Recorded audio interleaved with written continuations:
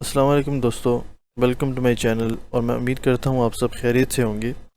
आज का हमारा टॉपिक है how you can rank number 1 on Google.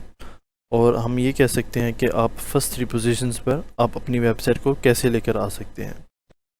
तो मैं आपको 7 ऐसे स्टेप्स बताऊंगा, ठीक है, वन बाय वन, जिनको अगर आप इम्प्लीमेंट करेंगे तो then you will be able to rank your website on Google on first 3 results. तो चलिए शुरू करते हैं। हमारा फर्स्ट स्टेप है कीवर्ड रिसर्च। आपने कीवर्ड रिसर्च करनी है अपनी नीश के अंदर, ठीक है।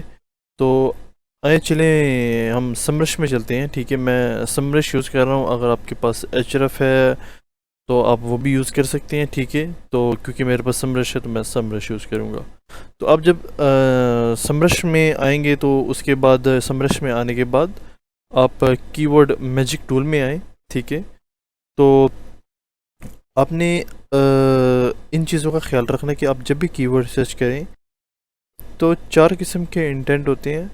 फर्स्ट इंफॉर्मेशनल इंटेंट होता है, सेकंड नेविगेशनल इंटेंट, और थर्ड एंड फोर्थ, जो थर्ड जो होता है वो commercial intent, and fourth transactional intent. जो थर्ड एंड फोर्थ इंटेंट है इनकी जो कन्वर्जन है वो काफ़ी ज़्यादा होती है। तो जब भी आप कीवर्ड रिसर्च करें आप कोशिश करें कि आप कमर्शियल इंटेंट या ट्रांजैक्शन इंटेंट वाला जो कीवर्ड है वो आप सर्च करें, तो वो आप फाइंड करें तो वो ज़्यादा बेहतर है, क्योंकि उनमें जो कन्वर्जन है वो काफ़ी अच्छी होती है। तो चलें अभी हम लोग कोई जो कीवर्ड है वो रिसर्च करते हैं, ठीक है। तो मैं यहाँ लिखता हूँ एसईओ फॉर लॉयर्स, ये कीवर्ड मैजिक टूल पर, ठीक है। तो यहाँ पर आप जो है ना वो अपनी ऑडियंस कंट्री जो है ना वो सिलेक्ट कर सकते हैं। तो हम यहाँ यूएसए ही रहने देते हैं। यहाँ पर हम सर्च करेंगे तो ये हमारा रिज़ल्ट जो है ना वो आ गया, एसईओ फॉर लॉयर्स, ठीक है। तो यहाँ पर हम इसको मज़ीद फ़िल्टर आउट करने के लिए हम इसकी जो कीवर्ड डिफ़िकल्टी है, ठीक है, तो वो हम रखते हैं मैक्सिमम 49 तक रखते हैं, ठीक है। तो ये हमारी कीवर्ड डिफ़िकल्टी आ रही, मैं यहाँ से जो है ना वो ये मैक्सिमम 49, ताकि वो मिनिमम जो है ना वो हमारे पास जो लिमिटेशन है वो ख़त्म हो जाए, ठीक है। जी, तो मज़ीद इसको फ़िल्टर आउट करने के लिए आप ये एडवांस फ़िल्टर का भी यूज़ कर सकते हैं, ठीक है। फॉर एग्ज़ाम्पल अगर आप कोई जेनेरिक कीवर्ड यूज़ करते हैं, फॉर एग्ज़ाम्पल एसईओ, ठीक है, तो आप जो है ना यहाँ पर मज़ीद कीवर्ड्स इंक्लूड कर सकते हैं और फ़िल्टर आउट कर सकते हैं, ठीक है, लॉयर्स, ठीक है। तो फिर उस तरह के जो कीवर्ड्स रिलेटेड कीवर्ड्स हैं तो वो आपको शो होंगे। ये हमारे कीवर्ड्स आके आप इन्हें एनालाइज करें और आप कोशिश करें कि लो डिफ़िकल्टी कोई जो कीवर्ड है वो सिलेक्ट करें। अच्छा, इसमें ऐसे भी होता है कि फॉर एग्ज़ाम्पल आपने जो है ना वो आम, कोई कीवर्ड सेलेक्ट किया है, लेट्स से हम ये वाला कीवर्ड सेलेक्ट करते हैं जिसकी कीवर्ड डिफ़िकल्टी 14 है और जिसका सर्च वॉल्यूम मंथली जो है ना वो 260 है, ठीक है। तो इसको हम गूगल में सर्च करते हैं।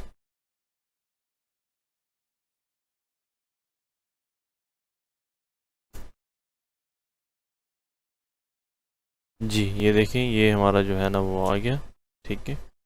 तो इसमें जब जब भी आप रिसर्च करें तो फर्स्ट 5 या फर्स्ट 10 जो आपका वो है रिजल्ट्स हैं, ठीक है, वेबसाइट्स हैं, उनको आप अच्छे से एनालाइज आप करें, ठीक है।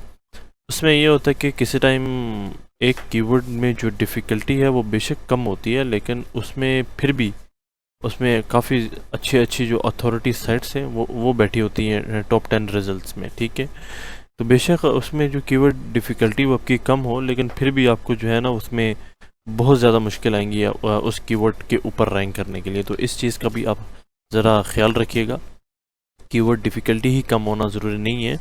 कीवर्ड डिफ़िकल्टी के बाद जो गूगल में वो कौन कौन जो है ना वो फर्स्ट 10 रिजल्ट्स में वेबसाइट्स हैं उनको एनालाइज करना, उनको देखना कि आप किसी को अगर compete कर सकते हैं। बेशक उनकी जो वेबसाइट के पेजेस की अथॉरिटी बेशक कम हो, लेकिन ओवरऑल जो डोमेन की अथॉरिटी वो अगर उनकी हाई होगी तो फिर भी आपको जो है ना वो काफ़ी मुश्किल होगी टॉप 10 रिजल्ट्स में अपनी वेबसाइट को रैंक करना। तो जब भी हम अपना कीवर्ड रिसर्च कर लें तो उसके बाद हम अपने दूसरे पॉइंट्स की तरफ जाएंगे, तो जो है पब्लिश हाई क्वालिटी कंटेंट। एक बार आपने अपना कीवर्ड जो है ना वो रिसर्च कर लिया जिसमें कंपटीशन कम होगा, ठीक है, जिसमें लो डीआर की वेबसाइट्स जो हैं वो रैंक कर रही हैं, तो अब जो है ना आप उस कीवर्ड पे अपना कंटेंट क्रिएट करेंगे, ठीक है। मेक श्योर आप का जो कंटेंट है वो बेस्ड ऑन यूज़र्स इंटेंट हो, वो यूज़र का जो इंटेंट है वो उसे सेटिस्फाई कर रहा हो। फॉर एग्ज़ाम्पल अगर आप इंफॉर्मेशनल कंटेंट बना रहे हैं तो अगर फॉर एग्ज़ाम्पल यूज़र की अगर इंफॉर्मेशनल क्यूरी है तो आप अपने कंटेंट में जो है ना वो इंफॉर्मेशनल कंटेंट क्रिएट करने की कोशिश करें। तो हमारा जो थर्ड पॉइंट होगा वो ये है कि आपने जो कंटेंट क्रिएट किया है आप उसे एक एसईओ फ्रेंडली कंटेंट करें, आप उसे ऑप्टिमाइज़ करें।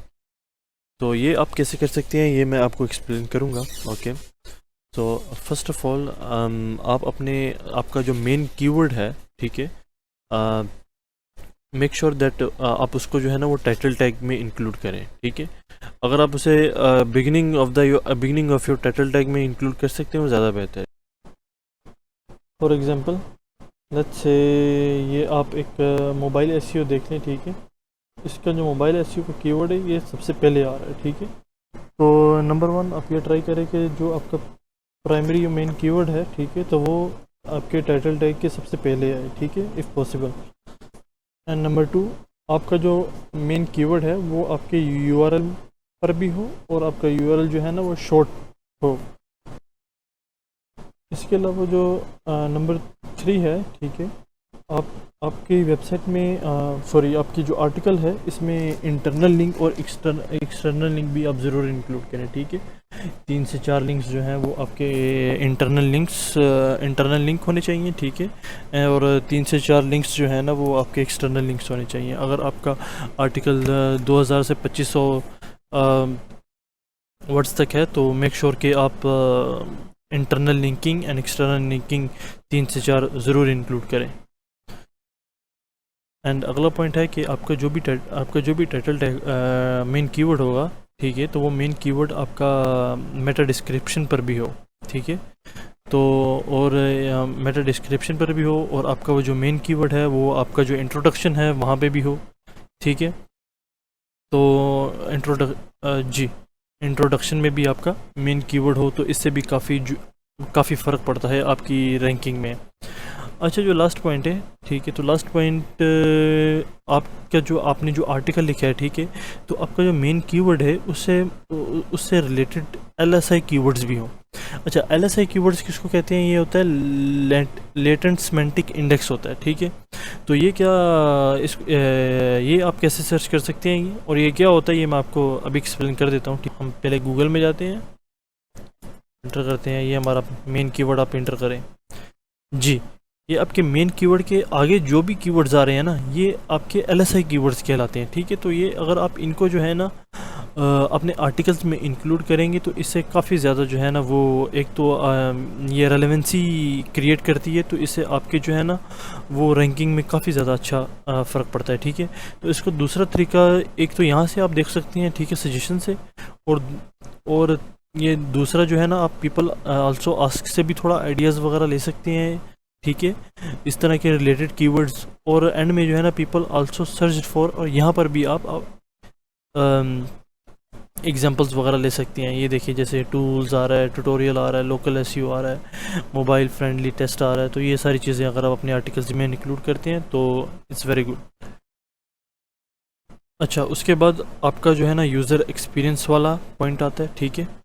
अच्छा, सबसे पहले कि जब आप अपनी वेबसाइट में काम कर रहे होंगे, आर्टिकल्स पोस्ट कर रहे होंगे, ठीक है, तो गूगल जो है ना वो बेसिकली जब आपकी कोई नई वेबसाइट्स होती है तो आपकी वेबसाइट्स को थोड़ी सी जो है ना वो प्रायोरिटी देता है, ठीक है। वो प्रायोरिटी देता है कि वो ये चेक करने के लिए चेक करता है कि आपका जो आपकी वेबसाइट में जो यूज़र एक्सपीरियंस है वो कैसा है, वो अच्छा है, वो बुरा है, ठीक है। तो इसलिए ये पॉइंट बहुत ज़रूरी है, ठीक है।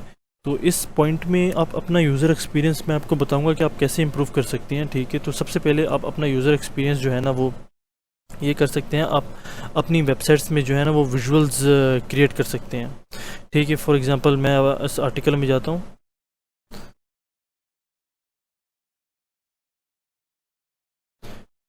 ठीक है। तो इस आर्टिकल में आप देख सकते हैं इसमें काफ़ी सारे विजुअल्स होंगे, ठीक है। ये देखें स्क्रीनशॉट्स हैं, विजुअल्स हैं, इससे जो है ना इंगेजमेंट आपकी बढ़ती है, यूज़र आपकी वेबसाइट में थोड़ी देर तक रहता है, स्क्रीनशॉट्स को देखता है, आपका आर्टिकल जो है ना वो काफ़ी इंटरेक्टिव दिखता है, ठीक है।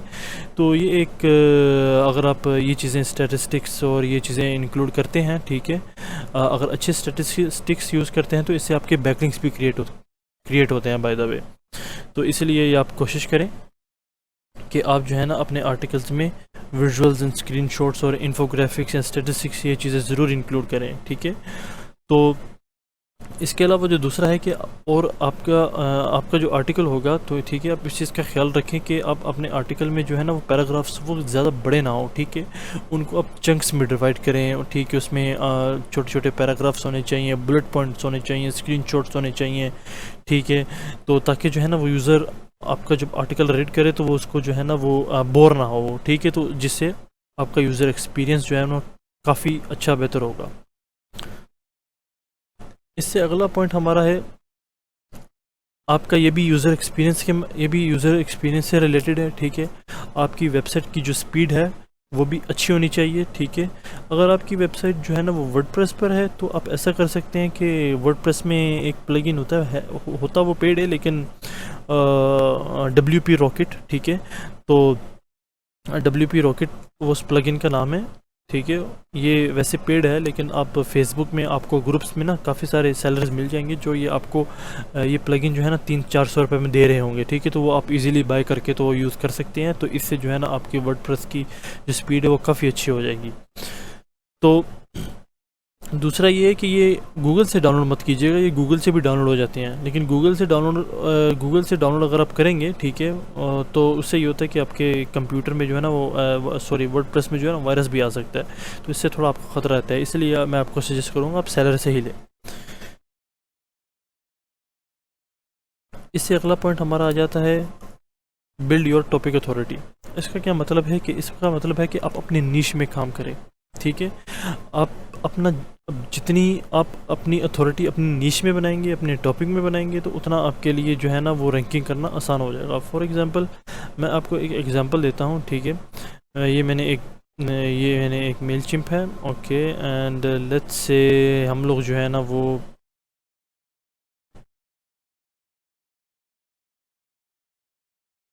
कॉपी, ठीक है। तो मैं यहाँ पर जो है ना वो चेक करते हैं कि ये मेल चिम्प को पेस्ट कर दिया,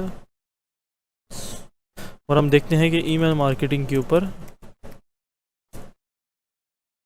जी देखें इन लोगों ने 8570 जो है ना इनके ईमेल मार्केटिंग के ऊपर इतने ज़्यादा रिजल्ट्स आ रहे हैं, ठीक है। इसका क्या मतलब है, इनका मेलचिम्प का ईमेल मार्केटिंग के ऊपर, इनका अपने टॉपिक के ऊपर इनकी अच्छी खासी अथॉरिटी है, ठीक है। तो दूसरी जगह में आप चेक कर लें, हम कौन सी वेबसाइट चेक करें, आप चेक कर लें नील पटेल की वेबसाइट चेक कर लें, ठीक है। तो नील पटेल की जब चेक करेंगे यानी कि 3000, यानी कि 50% जो है ना वो कम इनकी चीज़ें जो है ना ईमेल मार्केटिंग के ऊपर बहुत ही ज़्यादा कम है, ठीक है। ये नील पटेल की मैं बात कर रहा हूँ। अगर इस तरह की आप कॉमन वेबसाइट्स देखेंगे तो ये 3000 भी नहीं होंगे, तकरीबन 100-200 शायद रिजल्ट्स आपको नज़र आएंगे, ठीक है। तो अगर उन दोनों को आप कंपेयर करेंगे तो मेलचिम्प जो है ना वो बहुत बड़ी अथॉरिटी है, ठीक है, ईमेल मार्केटिंग के हवाले से। इस वजह से आप अपनी डोमेन में, अपनी नीश में आप जितने आर्टिकल्स, जितना कंटेंट क्रिएट करेंगे, गूगल आपको, जब आप आर्टिकल क्रिएट करेंगे गूगल आपको उतना ही बेनिफिट देगा। जी, तो ये हमारा लास्ट पॉइंट है, ठीक है। तो बिल्ड योर बैकलिंक्स, आपने अपनी वेबसाइट में बैकलिंक्स क्रिएट करने हैं, ठीक है। तो ये आप कैसे क्रिएट कर सकते हैं, तो ये मैं आपको बताता हूँ, ठीक है। आप गूगल में चले जाएं, आप गूगल में सबसे पहले आपने जो है आपने अपनी नीश यहाँ एंटर करनी है, उसके बाद आप यहाँ एंटर करें राइट फॉर अस, ठीक है। राइट फॉर अस लिख सकते हैं, गेस्ट पोस्टिंग लिख सकते हैं, ठीक है। अगर ये आप लिखेंगे तो ये आपको काफ़ी सारे जो है ना वेबसाइट्स यहाँ आ जाएंगी, ठीक है। अगर आप इसको स्क्रॉल डाउन करेंगे सारी वेबसाइट्स आ गई, ठीक है। तो यहाँ पे ऐसे ही आप दूसरे तीसरे चौथी वेबसाइट्स में आप जाएंगे तो आपको अनलिमिटेड वेबसाइट्स आपको नज़र आ जाएंगी, ठीक है। तो काफ़ी सारी वेबसाइट्स में तो वो आपको वो भी लिस्ट भी शेयर हुई नज़र आ जाएगी, ठीक है। तो जब भी आप साइट में जाएं, ठीक है, तो जब भी आप साइट में जाए तो यहाँ आप लोगों ने बेसिकली क्या करना है, तो ये जो भी गेस्ट पोस्टिंग अलाउ कर रहा है, ठीक है, तो वो आप उनके लिए एक गेस्ट पोस्ट आर्टिकल लिख सकते हैं, ठीक है। और बदले में जो है ना आप एक से दो बैकलिंक्स अपने वहाँ उस आर्टिकल में इंक्लूड कर सकते हैं, ठीक है। तो मैंने ये एक डिटेल सी वीडियो पहले से बनाई है, ठीक है, कि आप जो है ना वो एक गेस्ट पोस्टिंग एक ब्लॉग आर्टिकल एक अच्छा सा कैसे लिख सकते हैं, ठीक है। तो ज़रूर आप उस वीडियो में जाइएगा, उसका लिंक डिस्क्रिप्शन में होगा, तो वो वीडियो ज़रूर देखिएगा, ठीक है। तो वैसे ही आप एक गेस्ट पोस्ट आर्टिकल लिख के, ठीक है, तो इनको आपने ईमेल करनी है, ठीक है। तो ईमेल करने के बाद जो है ना वो आप इनके आपका रिस्पांस का आपने वेट करना है। तो ये आप लोग को रिस्पांस करेंगे, आपको रिक्वेस्ट करेंगे काइंडली अपना जो आर्टिकल है वो हमें भेजिएगा। तो आपका ये आर्टिकल जो रिव्यू करेंगे, फिर उसके बाद ये आपको अलाउ करेंगे कि आप हमारे वेबसाइट में जो है ना वो आर्टिकल पब्लिश कर सकते हैं। तो उसके बाद आप जो है ना वो बैकलिंक्स भी वहाँ क्रिएट कर सकते हैं। जब भी आप अपना आर्टिकल सेंड करेंगे या लिखेंगे तो वहाँ जो अपने बैकलिंक से एक या दो बैकलिंक्स जो है ना अपने अपने आर्टिकल में डाल देने हैं, ठीक है। तो इस तरह जो है ना वो आप अपने बैकलिंक्स क्रिएट कर सकते हैं, ठीक है। तो अगर आप इनके पेज में जाएंगे, अगर मुख्तलिफ पेज में जाएंगे तो हर किसी का अपना अपना क्राइटेरिया होता है। तो यहाँ जाके वो अपना उनका क्राइटेरिया भी पढ़ सकते हो और उसके मुताबिक जो है ना वो आप अपना आर्टिकल लिख सकते हैं, ठीक है। Thank you for watching this video. अल्लाह हाफिज़।